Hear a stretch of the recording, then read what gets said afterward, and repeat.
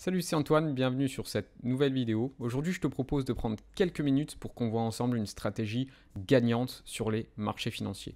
Les gens ont tendance aujourd'hui à complexifier l'investissement en bourse et on va voir qu'aujourd'hui, la bourse n'a jamais été aussi accessible. Ce qu'on va voir ensemble aujourd'hui, c'est comment tu vas pouvoir utiliser les ETF pour répliquer la performance d'indices qui vont te permettre de gagner énormément d'argent à long terme. Alors cette stratégie, elle a l'avantage d'être extrêmement simple à mettre en place, elle est très peu chronophage, elle est accessible à tous et c'est surtout, elle est performante et quasiment imbattable aujourd'hui. Petit disclaimer, 95% des fonds sous-performent cette stratégie aujourd'hui. Donc si cette notion d'ETF, si la notion d'indice ne te parle pas plus que ça, reste jusqu'au bout de la vidéo parce qu'on va voir ce que c'est, on va voir comment ça fonctionne et je vais surtout te donner une liste d'ETF dans lesquels tu peux commencer à investir dès maintenant pour profiter de ce rouleau compresseur qu'est les marchés financiers. Allez, je te propose qu'on démarre de suite. Si demain je te posais la question de savoir est-ce que les Français sont heureux, est-ce que tu irais poser la question à des millions de personnes pour pouvoir répondre à cette question? Eh ben non, il pourrait être basé sur un échantillon. Imaginons que tu prennes un groupe de 500 personnes, assez représentatif de ce que tu pourrais retrouver en France, pour estimer le fait que les gens sont heureux ou pas. C'est le principe des indices. L'objectif, c'est de prendre un échantillon, c'est-à-dire un groupe d'actions qui va te permettre d'évaluer un secteur, une bourse ou bien même une économie. Toutes les stratégies qui vont être mises en place vont se baser sur un ou plusieurs indices. On va pouvoir chercher à le répliquer, on va pouvoir chercher à le battre. Aujourd'hui, il est extrêmement difficile, voire impossible, de battre les indices. Donc la stratégie qu'on va essayer de mettre en place aujourd'hui, elle part d'un postulat simple. La bourse, à long terme, fonctionne extrêmement bien. Elle est rentable. Il est impossible de battre le marché. Pourquoi ne pas chercher simplement à le répliquer? C'est ce qu'on va tenter de faire via les ETF. Tu vas pouvoir directement répliquer la performance de certains indices et profiter du coup de cette performance à long terme des marchés financiers. Alors un ETF fonctionne comment? Tu peux voir un ETF comme un panier d'actions encore une fois. En achetant un ETF, tu vas pouvoir répliquer la performance d'un groupe d'actions. Alors il existe une multitude d'ETF, certains cherchent à répliquer la performance d'indices, cherchent à répliquer la performance d'un secteur, d'autres de certaines typologies d'entreprises, il en existe une multitude. Aujourd'hui nous allons nous concentrer uniquement sur les ETF qui cherchent à répliquer la performance de certains indices boursiers. À la différence des fonds indiciels ou index fund, un ETF peut être acheté et revendu comme une action pendant les heures de cotation. L'avantage d'un ETF c'est quoi? C'est qu'il va te permettre d'investir du coup à moindre frais pour des très petites sommes, tout en utilisant dans certains cas des niches fiscales telles que le PEA ou l'assurance vie. Tu as aussi possibilité d'acheter ça sur des comptes titres ordinaires, mais c'est aujourd'hui via l'achat des ETF que tu peux répliquer le plus facilement possible la performance des indices. La performance que tu peux espérer avoir est annuellement entre 7 et 10% par an en moyenne. Donc se contenter de la performance des marchés est aujourd'hui la meilleure solution si tu veux gagner de l'argent en bourse. La stratégie que je te recommande de toute façon pour acheter les ETF, c'est ce qu'on appelle la méthode DCA, Dollar Cost Averaging, qui consiste à acheter un montant récurrent. Sache que plus tu achètes de manière récurrente, plus tu lisses ton prix d'achat et c'est ce qu'on cherche à faire sur cette méthode. Tu peux commencer du coup à investir dans ces ETF via des montants qui sont relativement faibles. À partir de 50 € par mois, 100 € par mois, tu peux déjà investir dans les ETF et prendre ta part du gâteau, profiter de la performance de la bourse à long terme. Je te propose qu'on voit les ETF ensemble de suite. Alors nous allons commencer cette liste avec le premier ETF que je vais vous présenter et on commence déjà extrêmement fort avec le Amundi MSA World UCITS ETF.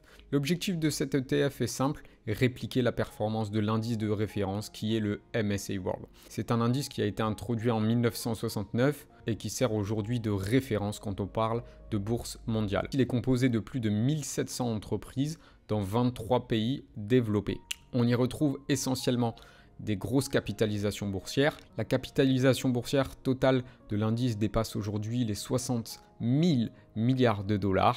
Et ça représente aujourd'hui plus de 60% de la capitalisation boursière mondiale. Alors en termes de performance, cet indice, qu'est-ce qu'il donne? Depuis 1987, la performance annualisée dépasse 9,8%. Pour ce qui est des 10 dernières années, la performance de cet indice a dépassé les 13% annualisés. Alors pour ce qui est de l'ETF, on est aujourd'hui sur un ETF qui nous est proposé par Amundi. Alors la part aujourd'hui de cet ETF dépasse les 370 €. Pour ce qui est des frais courants, nous sommes à 0,38% de frais annualisés. Et bien sûr, le gros avantage de cet ETF, c'est qu'il est éligible au PEA. Alors on se retrouve sur ce second ETF, alors qui nous est cette fois-ci proposé par Lyxor. L'objectif va être encore une fois le même, répliquer la performance de l'indice du MSCI World. Alors une petite précision à faire sur cet ETF, il dispose d'un mécanisme de couverture de change protégé des variations qui peuvent exister entre les devises. Cet ETF en termes de frais, alors il est un petit peu moins cher puisqu'on est cette fois-ci à 0,3% de frais. La part est plus accessible que sur l'ETF proposé par Amundi puisqu'elle est aujourd'hui autour de 8,70 €. Alors une chose importante à retenir concernant les deux ETF que je viens de vous proposer, ce sont des ETF qui ont une politique de distribution qui est celle de la capitalisation. C'est-à-dire qu'en ce qui concerne les dividendes, ils sont directement réinvestis dans l'ETF. Aujourd'hui, ce type d'ETF peut tout à fait constituer à lui seul un portefeuille qui sera extrêmement rentable à long terme. Alors pour les plus patriotes sur ce troisième ETF, on va parler de notre petit CAC 40. Je vous ai sélectionné un ETF qui est proposé par Lyxor. Alors la politique encore une fois de l'ETF est simple, répliquer la performance de l'indice de référence qui est le CAC 40 aujourd'hui. Alors retenez bien une chose, le CAC 40 ce n'est pas forcément l'indice qui est le plus performant, mais c'est le nôtre, hein. Donc il ne faut pas l'oublier. Aujourd'hui cet indice représente moins de 3% de la capitalisation boursière mondiale. Si je devais choisir, je vous orienterais plutôt, si vous voulez avoir peut-être une pondération un petit peu plus importante en Europe, à vous orienter plutôt vers un ETF qui répliquerait la performance de l'Eurostoxx 600. Je vous invite à vous renseigner si vous êtes intéressé par cet ETF et je vous propose de suite qu'on passe au quatrième ETF de suite. Sur ce troisième ETF qui nous est cette fois proposé par Amundi, on est encore une fois sur un ETF qui peut représenter l'intégralité d'un portefeuille sans souci. Donc cet ETF, cette fois-ci, c'est quoi? C'est l'Amundi ETF SP500. Alors c'est encore une fois un ETF qui, comme toujours, est éligible au PEA, qui en termes de frais courants est à 0,15% et qui a une part liquidative aujourd'hui à 29 €. Cette fois-ci, le but de cet ETF, c'est encore une fois de répliquer la performance d'un indice.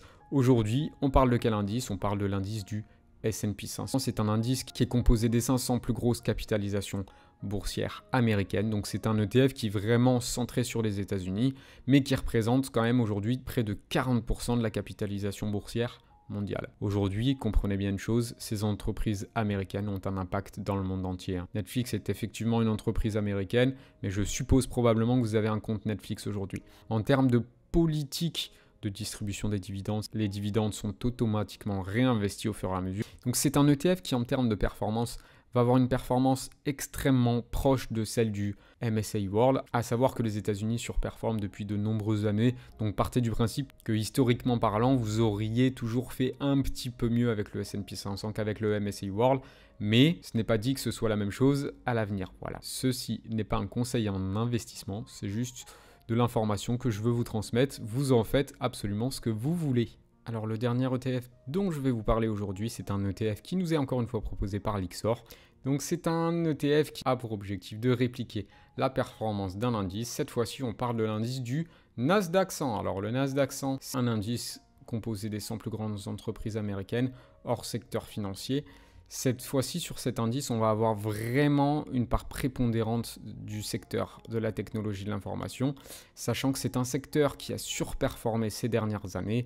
À retenir quand même sur cet indice, c'est que c'est quand même un indice qui, historiquement, a toujours eu une volatilité plus importante que le S&P 500 par exemple. Donc, à court terme, les mouvements, qu'ils soient à la hausse et à la baisse, peuvent être plus importants. Donc, c'est quand même une chose dont vous devez tenir compte quand vous constituez un portefeuille. Concernant l'ETF, c'est un ETF donc, qui nous est proposé par Lyxor. Les frais courants sont de 0,30%. C'est un ETF qui est éligible au PEA. Encore une fois, en ce qui concerne les intérêts, on fonctionne par capitalisation. Donc j'en ai terminé pour cette liste d'ETF. J'ai souhaité vous présenter des ETF qui étaient éligibles au PEA.